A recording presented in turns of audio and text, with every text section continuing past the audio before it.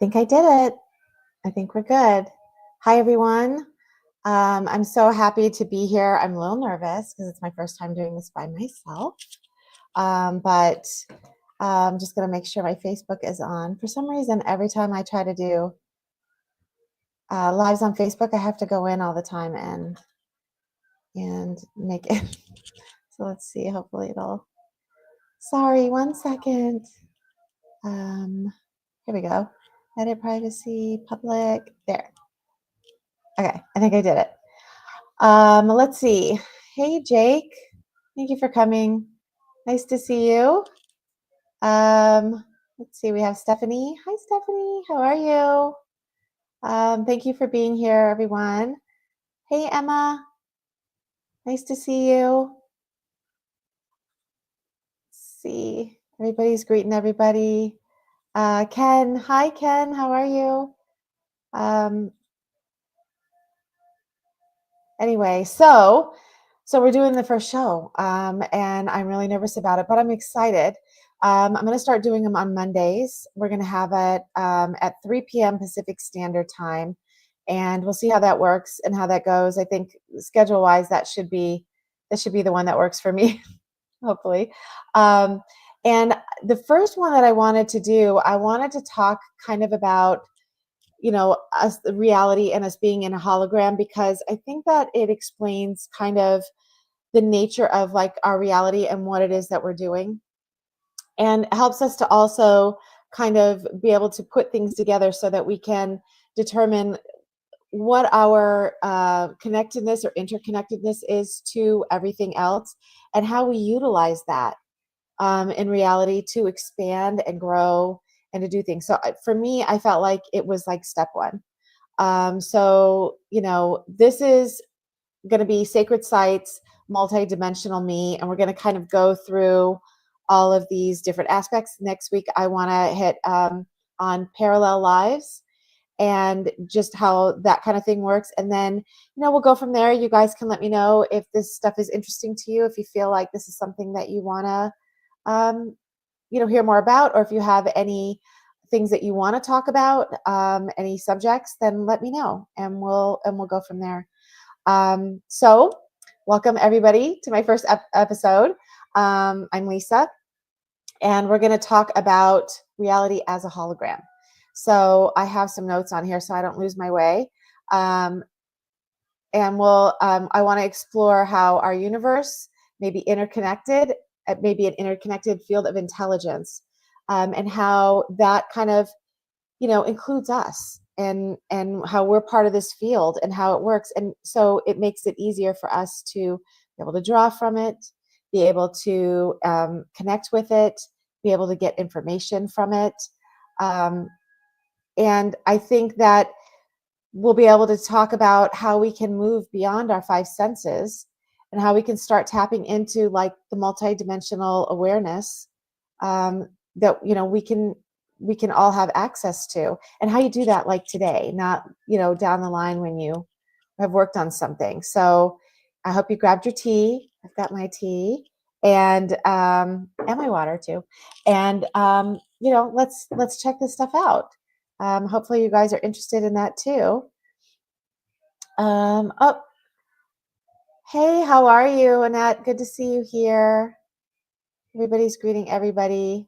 I'm excited about it. I think that this information is so important because it goes against everything, that we were taught about what our reality is and what we can do. Unless you're cracking open physics books and quantum mechanics and things like that, how would you have any information about what it is exactly that we're living in? So, I really want to touch on it. I think so too, Jake. I think it's an important topic. Oh, good. You want to talk about the parallel lives? We're going to definitely hit on that next week for sure. So let me just tell you guys a couple of things. So the first thing is just the holographic nature of reality. So I just want to talk about that from a perspective of what does that mean when you say they're holographic? in simple terms, it would mean that the entire universe is encoded with information, like on every level. So whether we're talking about, molecular Planck's, field stuff, or if we're talking about, you know, a planet, a universe, and from that, if every level of it is encoded with information, then it would be from the holographic state, like you think about it in digital terms. Um, each one of those little digital um, aspects has all the information in it. It would be the same thing. So a molecule would have the same amount of information in it that like the universe would have in it. Um, but does that equate to it being digital, like that movie, The Matrix, where we could see all this, zeros and ones and all of that stuff?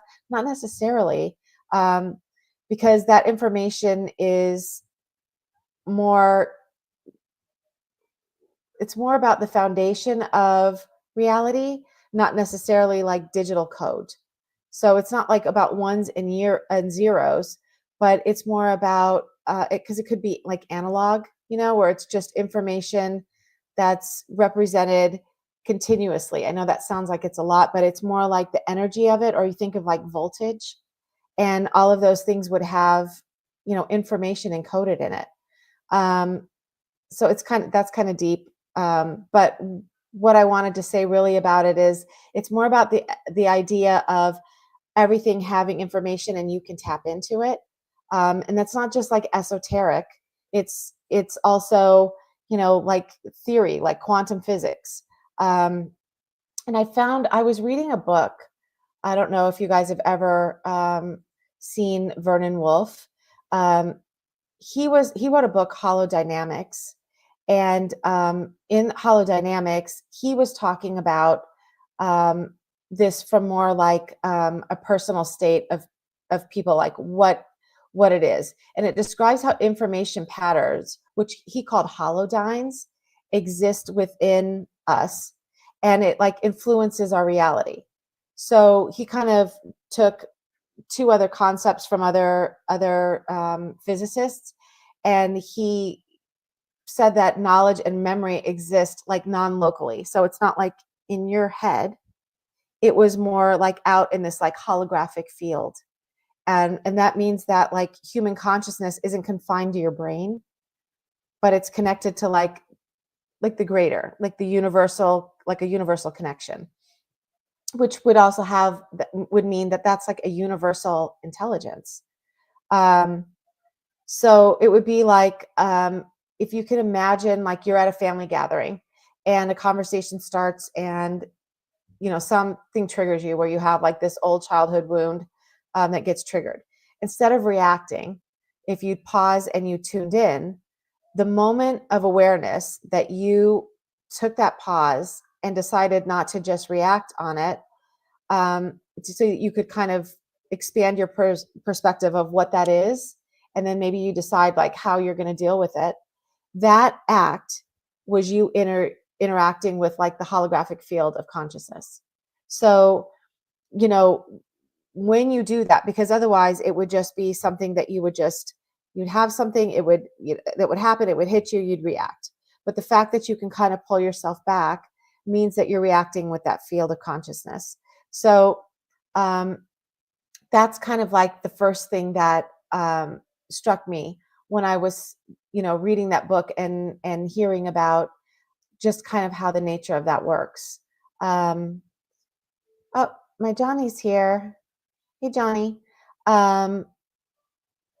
So anyway, so that was like the first thing. Then when you start looking at it from a perspective of, let's see, I have.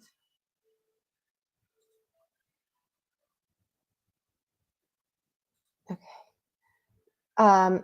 Then when you start looking at it from a perspective of Nassim Haramein, I don't know if you guys have ever followed Nassim. He's like a physicist. He was talking about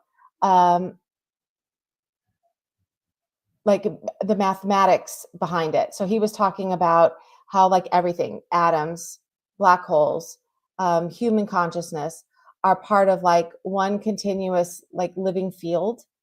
And he predicted that like the proton's radius in 2012, which was like later confirmed, but they used to use it in a different mathematical state. And when they did, it was kind of like they always had to make room for this area of math that kind of didn't make sense. Well, once he was able to figure out the proton's radius, later on, all the math for the stuff in this being like a unified field, it all started to mathematically work out like perfectly.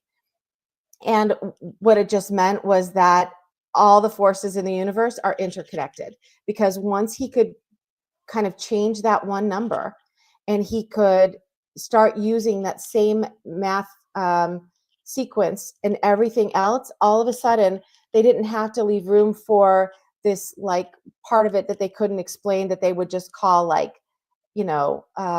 space, that they didn't have anything for. Once they did that, all of a sudden everything started lining up. And so once you do that and you realize the universe is all interconnected, it's like you start thinking about the fact that the same energy that creates the galaxies also flows through you. It means that you're connected to everything, which is incredible.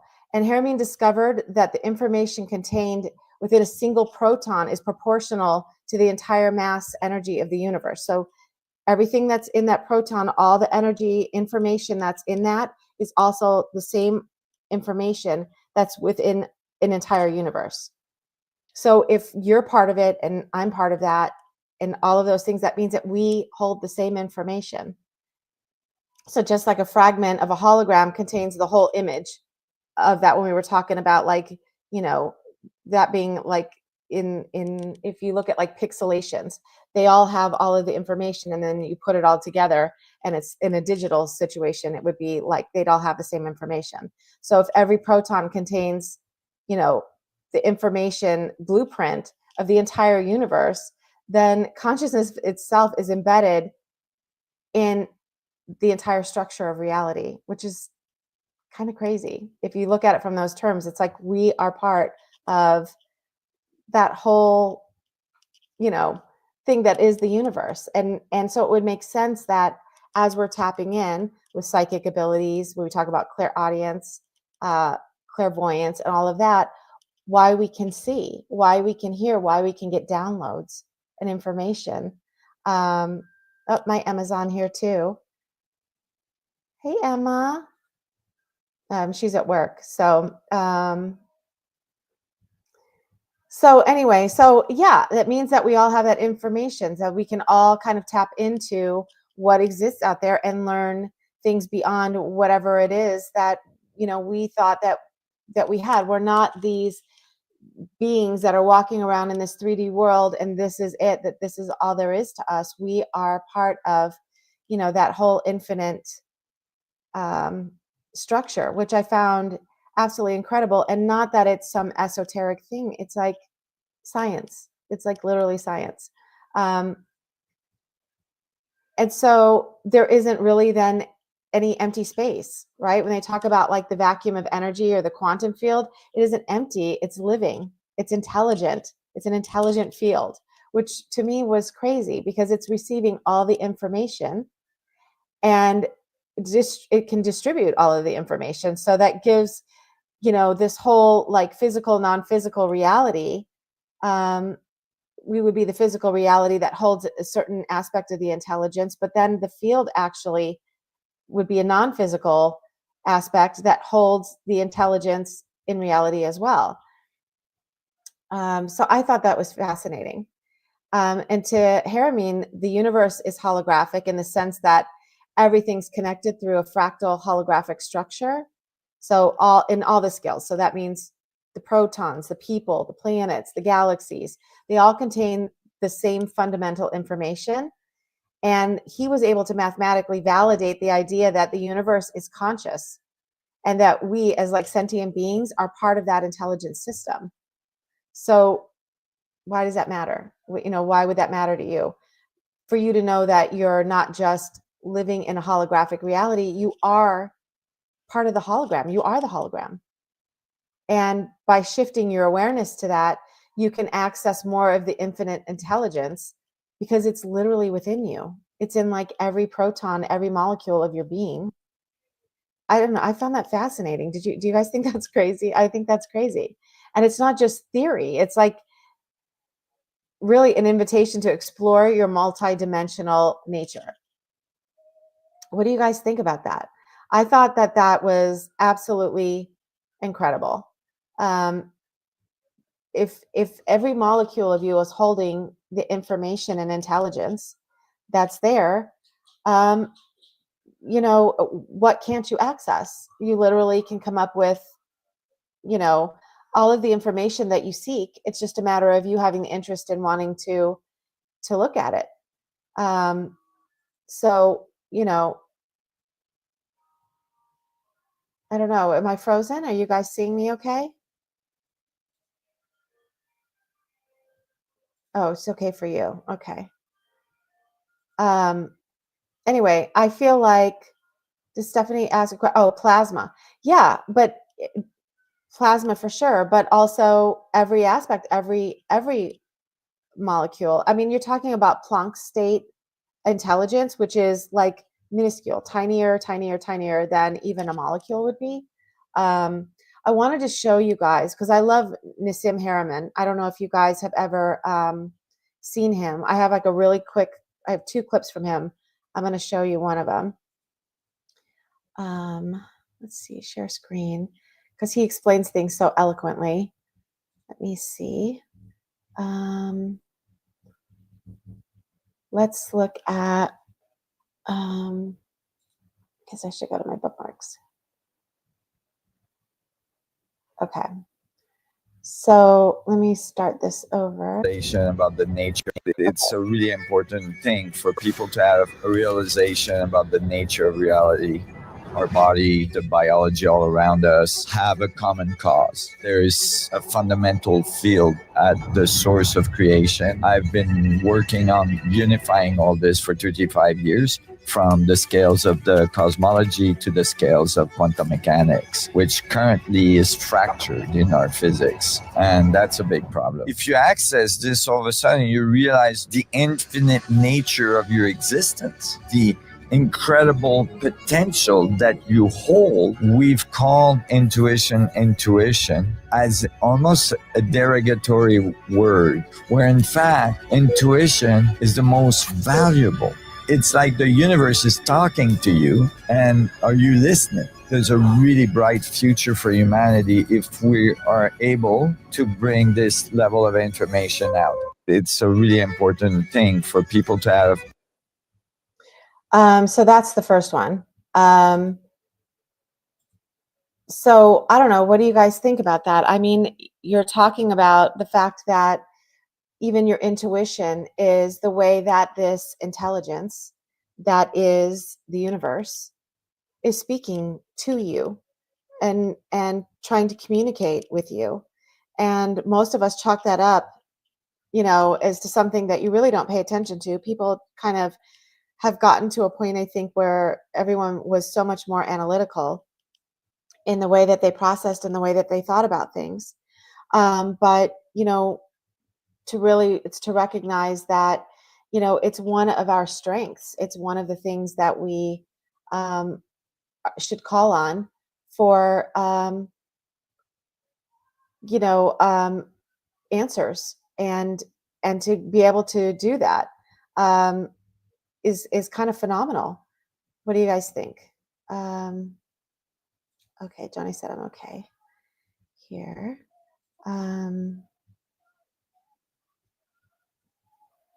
Let's see. And that's and that has to drive right now. That's okay. Let's see what Jake says. There's so much distraction outside that it tries to keep us from listening to the universe. Definitely.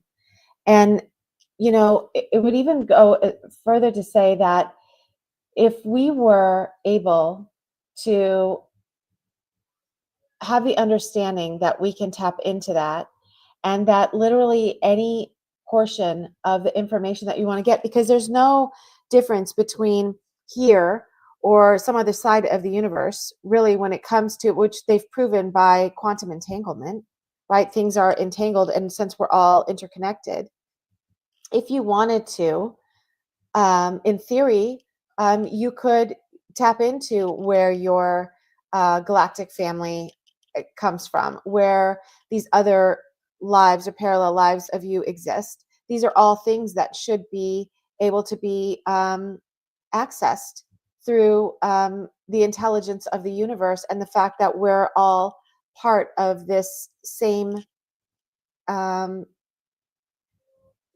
field of intelligence. We're part of it. So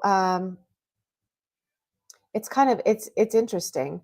No, I know. I love Nassim. He's been working this math out forever. He just wrote a paper that kind of changed everything, because them being able to change the scale and measure the proton changed the way that they were able to determine, the math, and it changed the basics for all of the things that were considered to be constants. The things that when they would do a math um, problem, an equation, they would just those were the constants, were just like the fill in the blanks. These are the ones that we use. But based on the fact that one that he found, it was off by like 4%, which sounds like not a big deal, but in equations in math, it's actually really, really big. It's a big percent, because they were able to determine it down to point and then 13 zeros afterwards. They could get it that specific. And once they did that,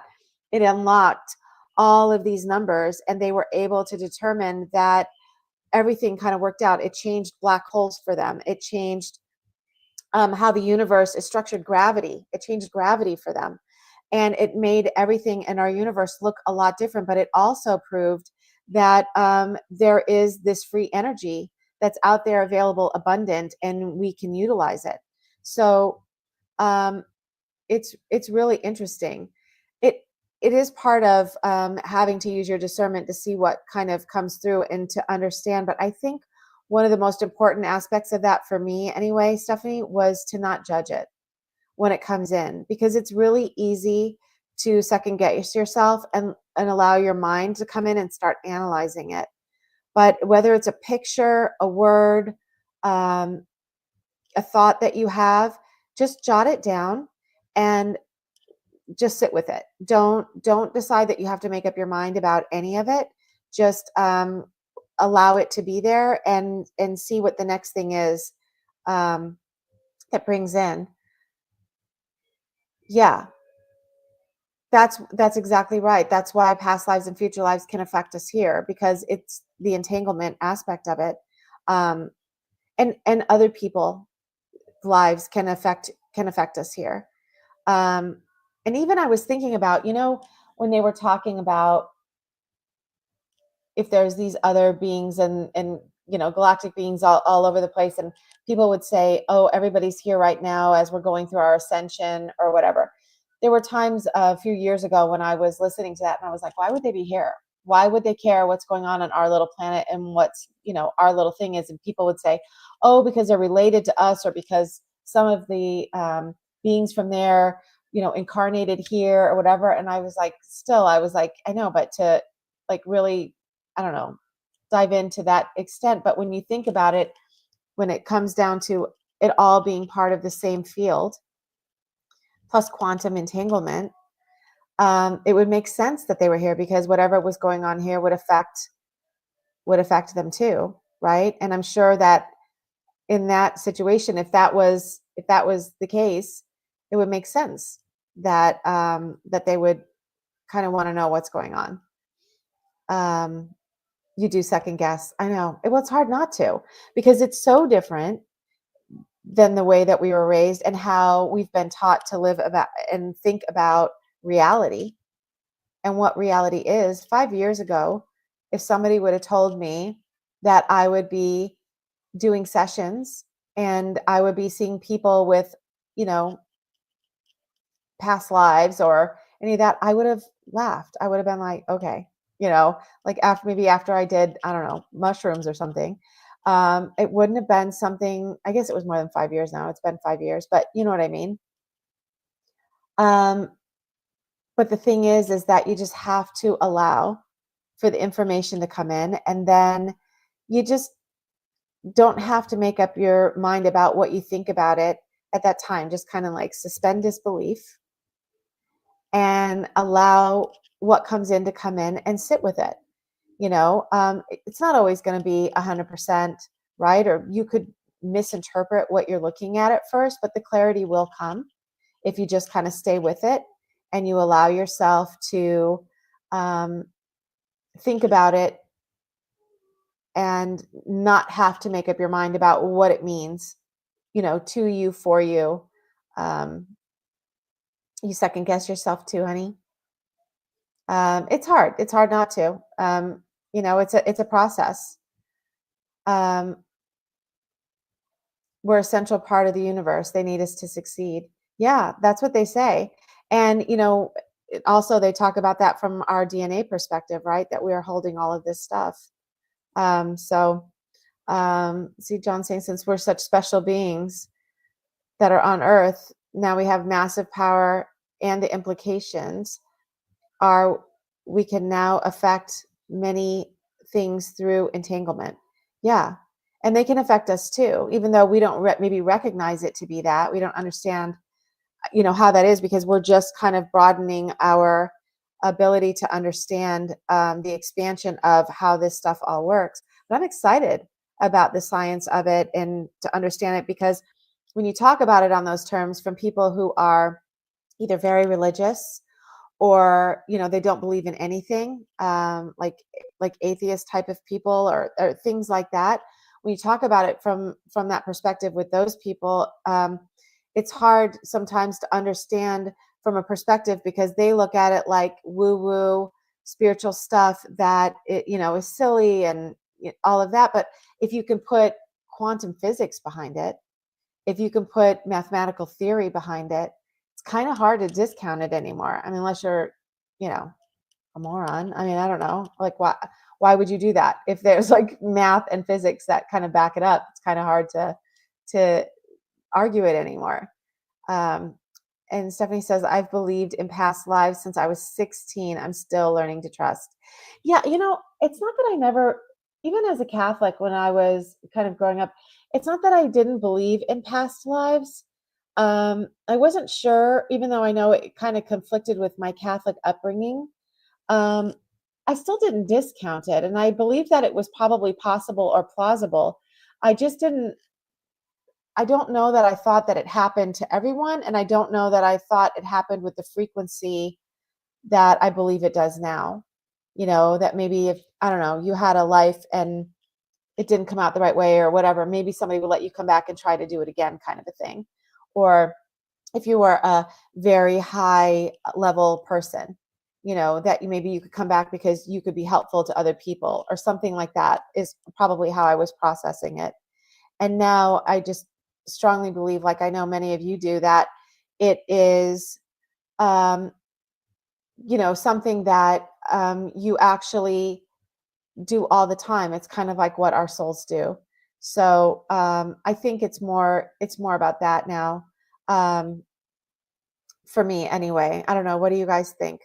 I have another clip from Nassim that I wanted to share with you guys. So let me go here. Share. This is not as easy when Johnny and Emma are not here. I'll tell you guys that much. Okay. So let me put this on. 10, okay. 1 proton, okay, has 10 to the 60th Planck's in it that connects you to all the other protons in the universe. This is the nature of your existence right now. 1 proton, okay, has... So, when you look at it from terms like that, where it's like the nature of our existence is literally to be connected. You're part of this grid. You're part of this field that, keeps us connected all of the time. So, what else would we be doing? What would be the reason for us to be formulated in that way, created in that way, and then only have access to a portion or none ourselves? If we're this fractal expression of this, it doesn't make any sense. Why the entanglement then? You would kind of, come from a place of having that separate thing, which is not how it works. So um let's see, Lori Ann, past lives was one of the things that I finally came to accept as a possibility. Yeah, it's kind of incredible. When you look at it from that perspective. I know, Jake, you do that um work every day. It's incredible to see what people have gone through and what people have experienced in past life regressions and other lives. I've seen other lives from people too, snippets. I don't think see it the same way that you do, but it's kind of incredible when you see who we are and what we're doing for our own expansion and level of understanding that ultimately affects everyone, right? Because we're putting this information every time we learn, every time we grow, we're putting that into the field. And so, God consciousness and everything that's connected to it, which is everything, is also has this knowledge that's now accessible, to everyone for information and growth. It's kind of, it reminds me of that 100 monkey effect. How, it's like they talked about those monkeys that were doing something on an island and they were kind of by themselves and they were dipping, I think, something in the water to like clean it or something to be able to eat it. And then all of a sudden the scientists recognized that after one monkey did it, like a bunch of them started doing it. But then they noticed that monkeys that were separated by water on other land masses started doing it too. But these monkeys, they never crossed paths because they were in different areas. So how does that work? Except for the fact that it was in the field, and the knowledge was there. It's kind of interesting. Um,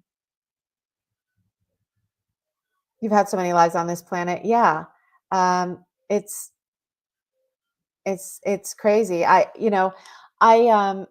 had a couple of sessions recently with people who have had lives in on planets I hadn't heard of, and it was so weird. I don't know, Jake, if you've done this before too, but it was like I had one person that came from a planet I had never heard of, or a system, I should say, not the planet. It was a star system I'd never heard of. I had to look it up because after my meditation, I got it for her in a meditation, and I had to look it up and see where it was, and then I gave her the information.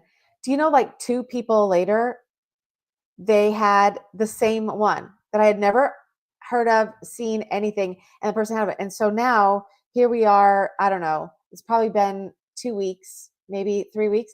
I've had 3 from a place that I never heard of before. So I don't know what that was about. I don't know if I was drawing people from this place in with me, but let's see. Jake says, yes, Lisa, we are meant to remember our connection and entanglement, part of our journey. Yeah.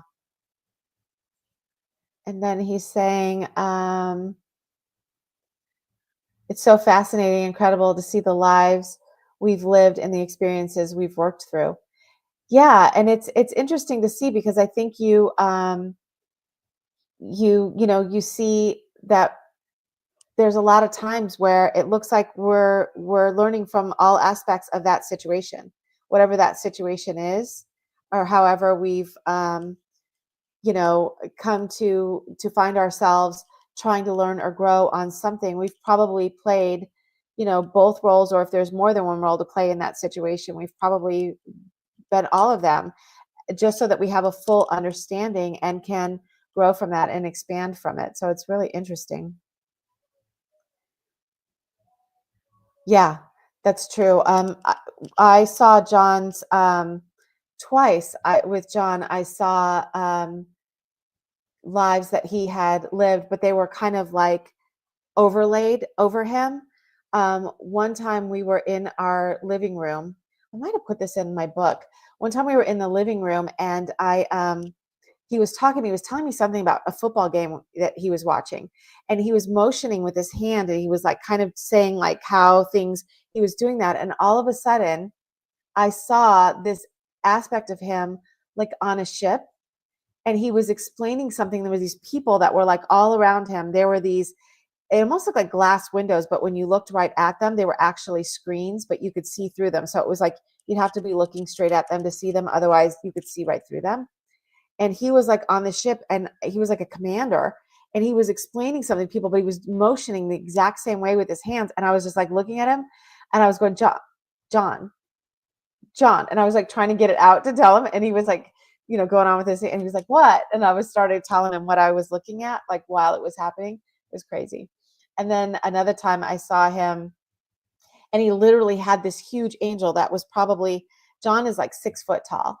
And this angel was probably, I don't know, 8 to maybe 9 feet tall. And it was like superimposed like over him, like almost like he was standing in the middle of this etheric looking like being.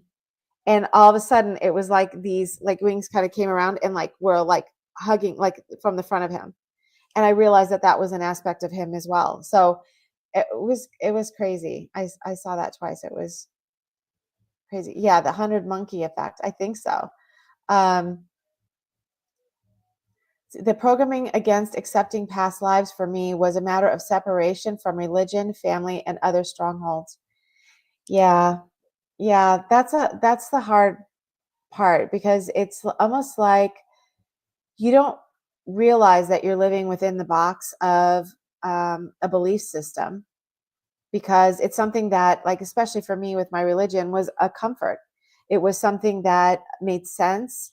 It was always a positive for me. I did feel a connection with God while I was in that religion, and I couldn't conceive of having an expanded relationship with God outside of it, or outside of, with, of anything. Like, it was like, if I'm feeling it and I know that I'm having that interaction, I know that I'm having that loving interaction with God, why would I look outside of it for anything? It's like I'm doing it. That's what I thought. Um, and it wasn't until I kind of stepped away and started going into meditation and stuff that I realized that you could do it, but it was like more difficult. It was like a harder way to do it, where if you, opened yourself up, there was no boundary. It was coming literally within me. It wasn't me reaching out, reaching up to receive anything. It was right there, all around, and it would kind of be within me. So let's see, Stephanie, all of those lives that have come up for me all have something similar, tying them into this life and what I'm working on releasing. That's good. You know what? That wasn't the case for me. Or I couldn't figure it out. I couldn't draw the conclusions. When I would see stuff, I would tell John, I would like, okay, I saw this or I saw that, but I don't feel like I got anything out of it. It wasn't like a warning. It wasn't like a thing where I was looking at it and going, you know what this means? That I need to work on this. There was one life that I saw where I was like a boy. I was probably 10 or 11 years old, and had like this dirty blonde hair. And I was walking or kind of running toward the ocean. And the clothes looked like when it was probably, I don't know, like somewhere between 12th century, 13th century, something like that. It was like those blousey kind of linen kind of clothes, and like the shorter pants and things like that. And he was running toward the ocean. And then the next flash that I had was he was in the water, and he was like below the surface, and he was moving his hands and his feet, but he wasn't going up. And I could see the sun kind of coming in, shining in through the water. And then the next thing I saw is he stopped like moving his hands and his legs, and that was it. And I thought to myself, oh, this is why I'm afraid of the ocean, because I can swim, and if I'm in a lake or I'm in a pool or something else, I will swim. but I will not get in the ocean. I like to be next to it. I find it very grounding. It's beautiful. I love, the water kind of coming in and going out and the sounds, all of that. I love that. But I don't want to be in it. Like I'll go in it like to my ankles or maybe my calves, maybe. But I'm not trying to be in the water at all and not the ocean. And I wouldn't go on a cruise ship or do any of those things. And I thought, oh, okay, now I see. I drowned. But that is probably the only life that I saw that I was like, um, you know, I felt like, okay, that's the reason I looked at it. So you're really lucky. Every time you see a life, you're like getting something out of it and you're like, oh, here's that theme again. It does not happen for me. Um, let's see. Yes, I've had reoccurring themes between different clients. I definitely believe we draw in the clients. Yeah. Yeah, that was so strange. I had never heard of this star system before. I mean, ever. You always hear like kind of the same ones. Or if I don't get something, then I just figure, well, there's trillions of stars. So there must be, trillions of potential um, beings and things like that there could be. But this was specific. It was like showing me right where it was, all of that. And I looked and I got the name right away. And then I started looking up information about it, which there was some about like star seeds and things like that. And it matched this perfect person perfectly. And as soon as I started telling her, she like teared up. She was like, this makes so much sense. This is perfect. And then the next like two people down, it was like, a same kind of thing. So I was just like, what is that? That's kind of crazy. Um, Jake, the work that you and Lisa both do is necessary and empowering. That's the hope, Lori. That's what I want most of all for people is I don't want people to come to me because they think that I need to answer something for them. I mean, there's going to be answers obviously that are given in that, but what I really, really want is to empower people to know that first of all, okay, here's some of the things that I see for you. Um, these are the potentials that you have that you can work on and grow from and things like that. And I'm sure Jake is the same way. And then you go do that and you build on that and you recognize and realize just how incredible and amazing you are and what you can do as a person, as a being, that you've kind of kept yourself, in this small structure that you didn't try to expand out of. And now you realize it's okay. I'm an infinite being. I can expand outside of this easily.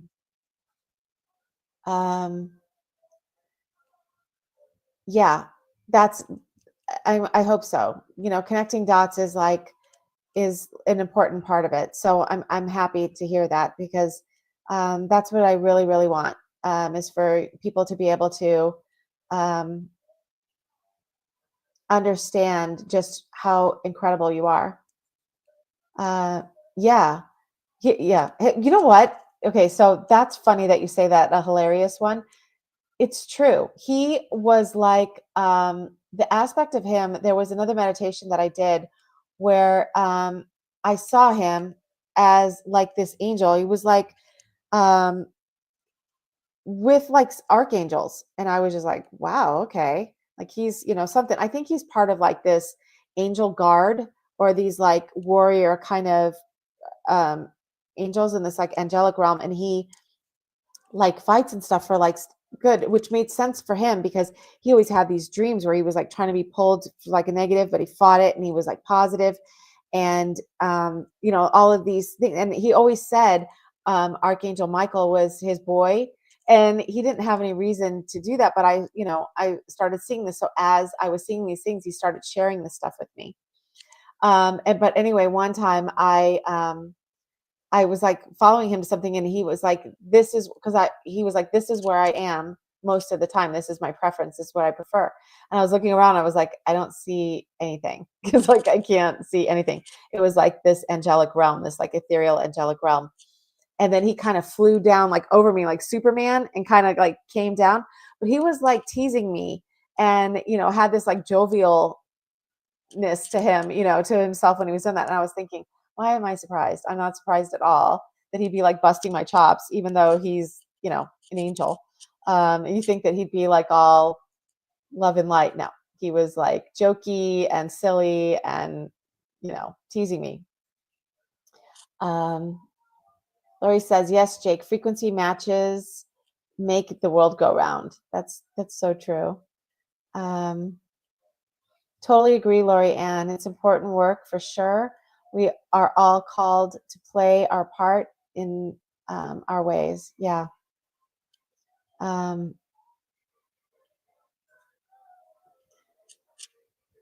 That's Emma. The halo hides the horns. You don't have any horns. He's such a good guy that he just grew up in Brooklyn, so he's like rough around the edges. I don't know.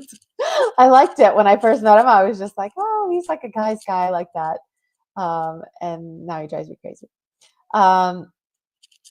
You've had a few drowning past lives come up. See, Soul Rita Anteria told me that she saw me drown in Atlantis. I didn't see that life. I did see a few lives in Atlantis. I didn't see that, but it totally resonated with me because of the way that, I feel about water. And then also my guidance told me that there are a lot of people here right now, like most of us, we're either in Atlantis or Lemuria, which I've seen myself in both, because it was important for us as souls to be here for this ascension, to kind of right some wrongs. So it made sense to me. Victor says, I'm the same way with the ocean and deep end of pools. I have a bit of fear of deep bodies of water. Yeah, it's probably like a past life thing, Victor. It's crazy. That stuff is powerful. I don't know. It's crazy, and you don't recognize those triggers, and then you realize that it came from that. Lori says, Stephanie, I agree. My pattern is to be overwhelming caretaker that makes herself ill by not saving myself, self-care, or time. I was mistreated, learned how to be helpful instead. Yeah.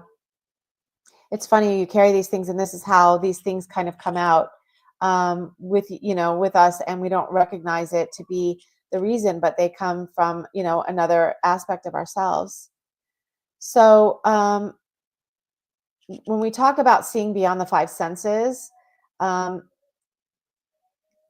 reality is truly multidimensional, then our perceptions not limited to just sight, sound, and touch. We all have access to being clairvoyance, like seeing beyond, and being clairaudient, hearing beyond, and claircognizance, knowing beyond. So, some of you might have already experienced that. If you have, tell us your examples in the chat. Be interested, to know about that. While you guys do that, I'm going to tell you a couple things that I had once I started kind of reaching beyond the five senses. I remember one time I was listening to this song. It was like classical music. It's called Adagio, I think, on YouTube. It's Adagio for Strings by Samuel Barber. And I was listening to it. I would play it for you guys, but I don't know if I could get in trouble, for playing it. But I highly, highly recommend listening to it. I should see if I can find it on YouTube. It's a beautiful, beautiful song. And it's like, gosh, I wish I could play it for you guys. It's so pretty. Let's see if I can find it. I'm going to show you so that you guys will go, hopefully, and listen to it. This one's my favorite. Okay. Let me share screen so you can see it.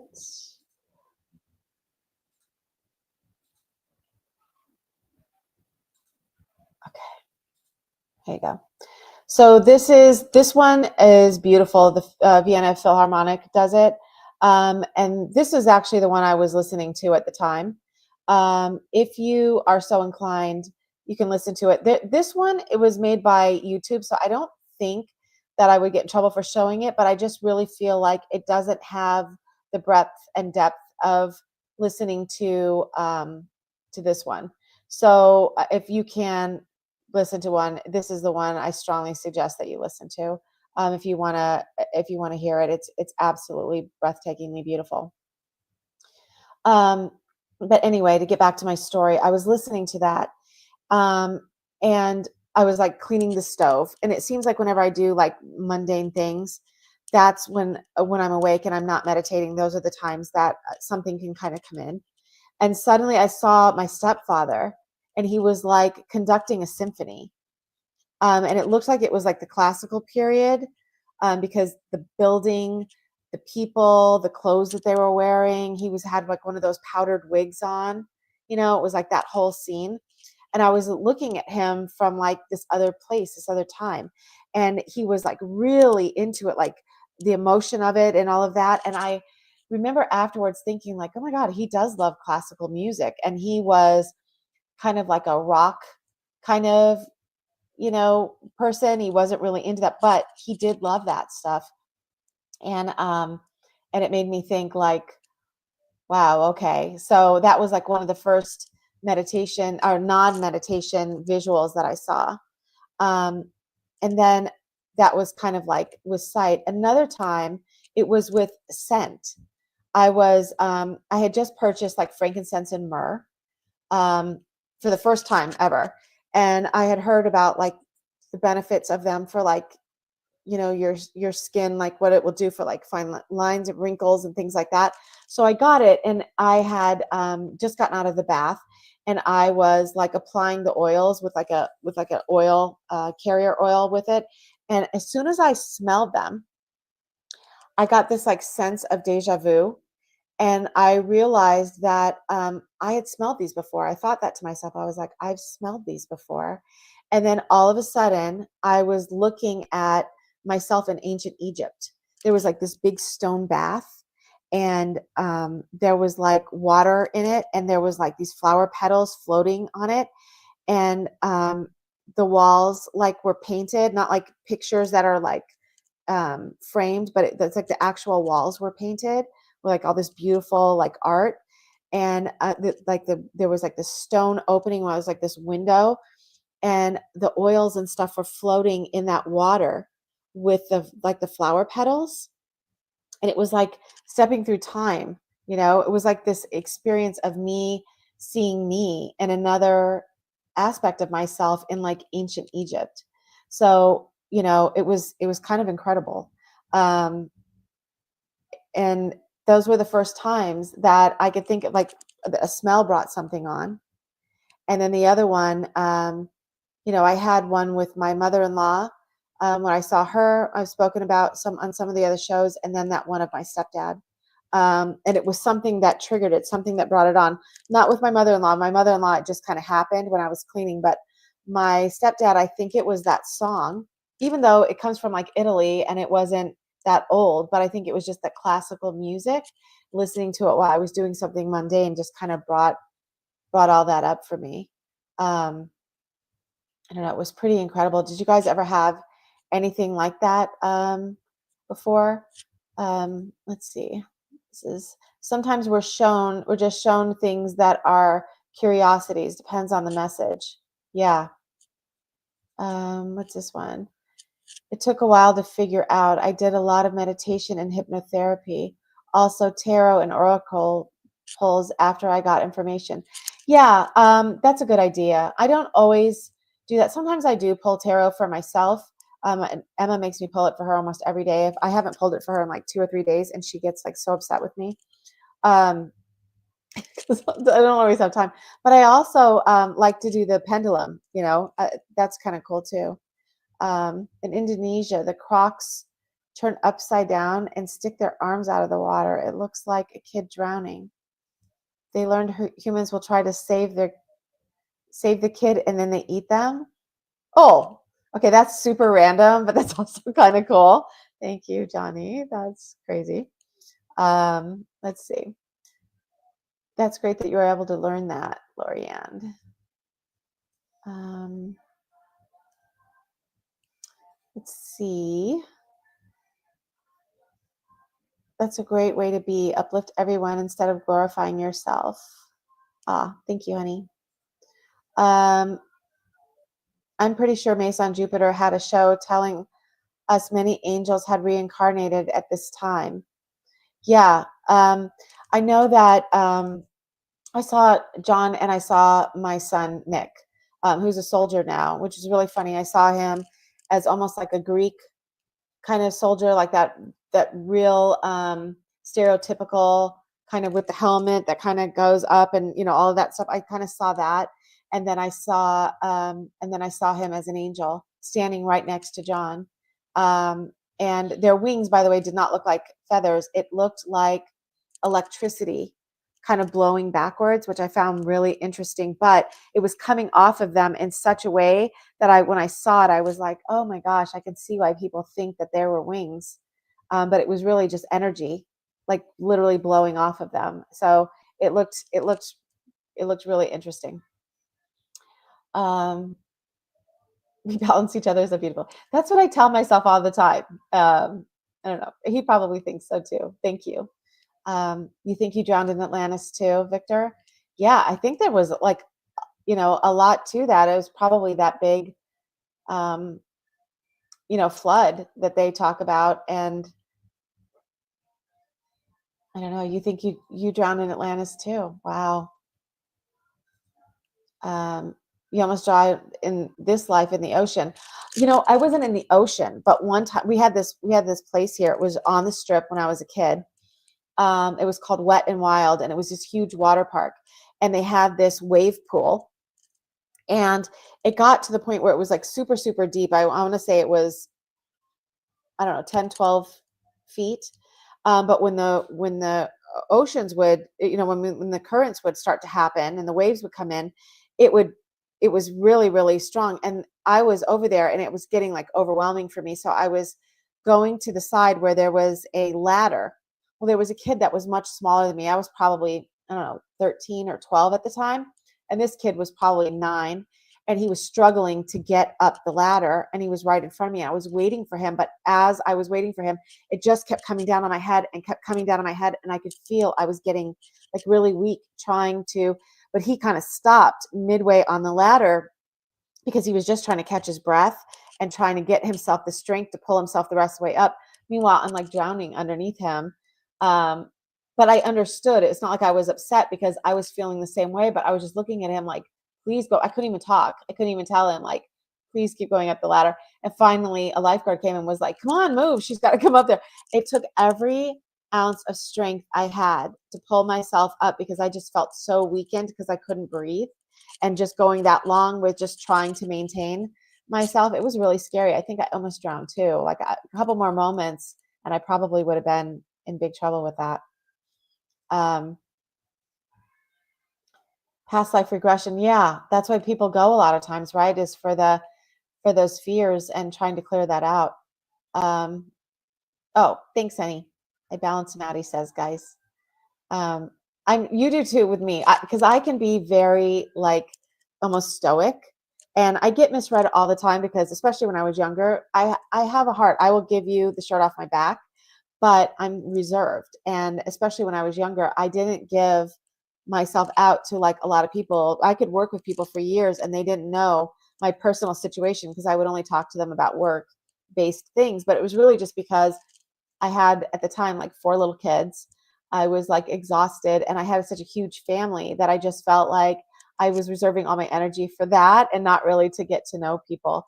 And Johnny keeps me light. So it's like now I've learned to be silly a little bit more often. I tease a little bit more. Those were not things that were in my personality. I was just thinking about that. I was thinking like, he definitely brought the fun element, even though he drives me crazy sometimes with it. But he definitely brought the fun element into my life. So for that, I'm very grateful, my love. Thank you. Let's see what uh, Victor says. I was deep in meditation one time before sleep, and I suddenly had a big pressure in my ears and heard someone speaking in another language. Wow, that's interesting. Did you ever decide to did you try to look into that again to see what that was? Wow, in a different language. Um, Share the link or spell the name of what? I'm not sure what she was talking about. So somebody will have to tell me um, what that was. That was my clarification experience. Wow. Music is a catalyst for me as well. It is. That helps you all the time. Lorianne says, yes, Lisa, hand washing dishes is very meditational and therapeutic for me. So is ironing clothes. Yeah, anything where you just don't have to think about, which is dangerous because when I first started meditating, I would do that while I was driving. And I would just realize that I was starting to go into meditative state, and I would literally have to kind of shake myself out of it and like, okay, no. I would like putting on music, turning that, rolling down the window.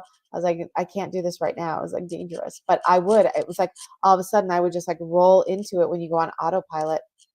Stephanie says, I was going to the bathroom and I saw a woman's hand and arm holding a huge crystal, and she was putting thin sheets of quartz horizontally into the crystal. Wow, that's really cool. Her skin was transparent white and rainbow light around. I think she was Lemurian, probably a fractal of me. Wow, Stephanie, that's incredible. Wow. Um, oh, you remember Wet and Wild, Ken? Yeah, that was crazy. Um, Victor says, I've never looked into it. I tried to recreate the state again, but never could. Yeah, ask, set the intention and then go into a meditation and just see what comes up. But just the most important thing is don't second guess it. Whatever you get, whatever it is, the very first thing, go with that. And just ask, who was it? What was I hearing? And whatever that is, accept it for that and just sit with it. And you could see. So I think one of the things that I wanted to tell you guys about just kind of wanting to go into expanding before we kind of wrap up is so you can kind of get, hands-on practical practice. I want to like give you guys like an exercise so that you guys can try to do it. It's for your peripheral vision expansion. So what you'd want to do is like sit, comfortably and focus straight ahead, but let your awareness soften. So you're not like staring, you're just kind of relaxed and you're kind of looking through stuff straight ahead. Um, and then as you do that, without moving your eyes, just start to begin to notice what's in your peripheral vision. When you start looking at that, are you noticing objects? Do you see colors? Do you see light? Because a lot of times when you first start having visions, it's kind of shows up like over here. It's like you ever, look and you kind of look on the corner of your eye and you're like, what was that? I thought I saw something. And then there's nothing there. It's those kind of things. You're probably perceiving something because it's easier to kind of take it in your peripheral because your mind kind of tries to analyze things that are in front of you to start. So do that first and then take it a step further and imagine you can sense what's behind you. Like you have eyes in the back of your head, and let your awareness expand even further as you start to perceive the entire room at once. Um, it's like when you go to the grocery store and you're standing in line, and even though you didn't turn around, you recognize that the person behind you is like too close. They're like in your bubble, they're in your field, and you're just like, okay. And you turn around and look, and they are. It's like that kind of an awareness. But you want to expand it out all the way to like the room. And that kind of simple practice strengthens your ability to receive information from just beyond your 3D stuff, what you would look at and you would be like, oh, it's my dog, or whatever. If you can start to kind of allow yourself to perceive things around. So if you guys decide to do that, let me know, how that works for you. And just see what kind of comes up for you. Yeah, try it. It's a really cool exercise. It's super easy, and you start getting yourself. Um, oh, can I put in the chat the name of the music that I was talking about? Oh, yeah. You know what I'll do is I'll do the link. Um, share. Let me do the link for you, and I'll put it in there. It's beautiful. I hope you'll all listen to it. And even if you're not a fan of classical music, just so you can get an idea of what it was I was listening to when the vision of my stepdad came in and I was watching him with the orchestra. It was like beautiful. Um, yeah, try that exercise. Let me know. Let me know what you guys think. Well, I want to thank everybody for being with me on this first show. I was so nervous to do this, and it's so nice to have your support. Um, and you guys all showing up and supporting us that way. I appreciate you. Remember, if you want to book anything with me, you can do that with my website. It should be in the video links, and then Johnny's book and my book are both in there as well. If you guys have used the Grab Avoid codes, please let us know. If you would do a review on Amazon, for his book or mine, if you've read my book and you haven't done a review, we would really appreciate it. The feedback. He's got 2 more books that are kind of written, and he's just got to kind of go through the process of getting them on Kindle and all of that. And I think I'm starting to think about kind of writing a book about what happened next for me after my book. So if that's something you guys are interested in, let us know about that too. Really quick before we go, Annette was saying, I've been seeing stuff out of the corner of my eyes over the last few weeks. I thought maybe it was related to the solar flares or upgrades we've been receiving. It could be. It absolutely could be.